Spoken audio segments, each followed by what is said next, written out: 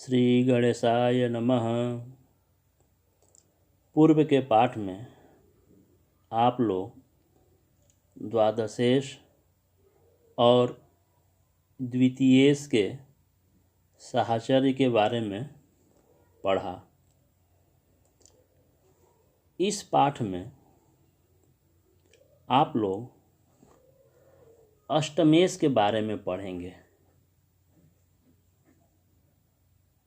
अर्थात अष्टमेश जो होता है, कुंडली का जो 8वां भाव होता है और उसका जो स्वामी होता है उसको हम अष्टमेश कहते हैं।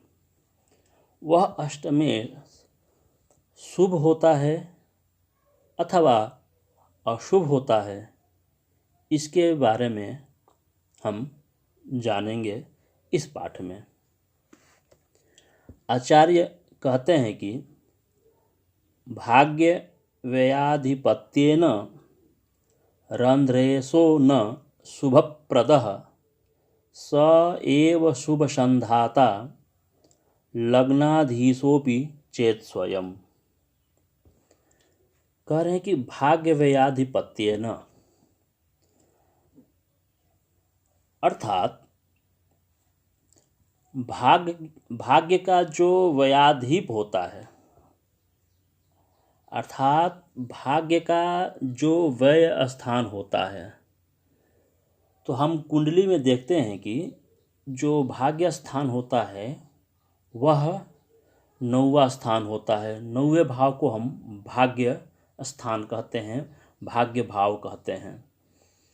उस 9वें स्थान से जो 12वां स्थान होगा वह व्यय स्थान होगा। तो 9वें स्थान से जब हम 12 संख्या को गिनते हैं तो जो 8वां भाव होता है वह भाग्य का व्यय स्थान होता है। तो वह कह रहे हैं कि भाग्य व्ययाधिपत्येन, अर्थात भाग्य का व्ययाधिप होने के कारण अष्टमेश रंध्रेशो न शुभप्रदः, जो रंध्रेश अर्थात अष्टमेश को ही हम रंध्रेश भी कहते हैं, जो अष्टमेश जो होता है न शुभप्रद, अर्थात शुभप्रद नहीं होता है। फिर से कह रहे हैं, आगे कह रहे हैं, स एव शुभ संधाता लग्नाधीशोपि चेत स्वयं। स एव शुभ संधाता, कह रहे हैं कि अष्टमेश भी शुभ फल देने लगता है, बशर्ते कि वो क्या हो, लग्नाधीशोपि, अर्थात लग्न का अधिपति भी हो, तब वह अष्टमेश शुभ फल देने लगेगा। अब हम कुंडली चक्र में देखेंगे कि जो ग्रह अष्टमेश हो वही ग्रह लग्नेश हो। इस स्थिति में एक ही ऐसी कुंडली होगी जो अष्टमेश भी और लग्नेश भी दोनों एक ही होगी। वह कैसी कुंडली होगी?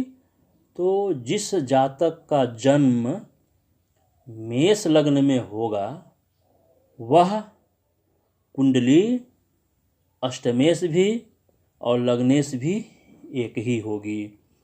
जैसे कि अगर मेष लग्न की कुंडली होगी तो प्रथम भाव में मेष होगा, अर्थात 1 होगा, और अष्टम भाव में 8 संख्या लिखी होगी।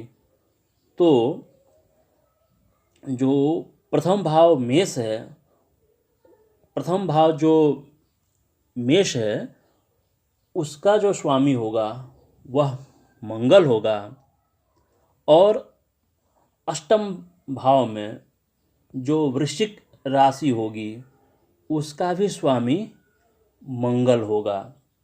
तो इस स्थिति में अष्टमेश क्या हो गया, लग्नेश भी हो गया। तो इस स्थिति में जो मंगल ग्रह होगा वह अपना अशुभ फल नहीं देगा, शुभ ही फल देगा। और जितने भी ग्रह होंगे वह अष्टमेश होंगे परंतु लग्नेश नहीं होंगे। इस स्थिति में जो भी अष्टमेश होगा वह अशुभ फल को देगा। तो इस स्थिति में हम यह पढ़ते हैं कि जो भी ग्रह रंध्रेश का स्वामी होगा अर्थात रंध्रेश होगा वह अशुभ फल देगा, बशर्ते कि अगर वह लग्न का स्वामी न हो। लग्न का स्वामी अगर हो जाए तो वह शुभ फल देने लगता है। इसलिए यह कह रहे हैं कि भाग्य व्ययाधिपत्येन रंध्रेशो न शुभप्रदः स एव शुभ संधाता लग्नाधीशोऽपि चेत् स्वयं।